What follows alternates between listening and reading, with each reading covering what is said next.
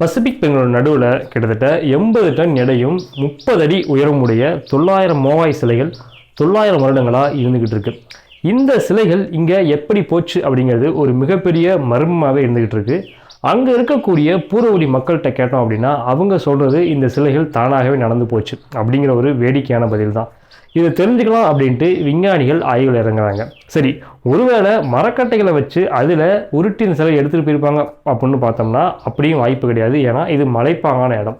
அப்போ வேற எந்த மாதிரியான முறைகளை இதுங்க கொண்டு போயிருப்பாங்க அப்படின்னா, இந்த சிலைகளோட அடிப்பகுதியை வளைவாக செதுக்கிட்டு சிலைகளோட கழுத்தில் கைத்தை கட்டி 2 புறமும் இருந்து மாற்றி மாற்றி இழுத்து ஒவ்வொரு இடங்களுக்காக நகர்த்தியிருக்காங்க அப்படின்னு சொல்கிறாங்க.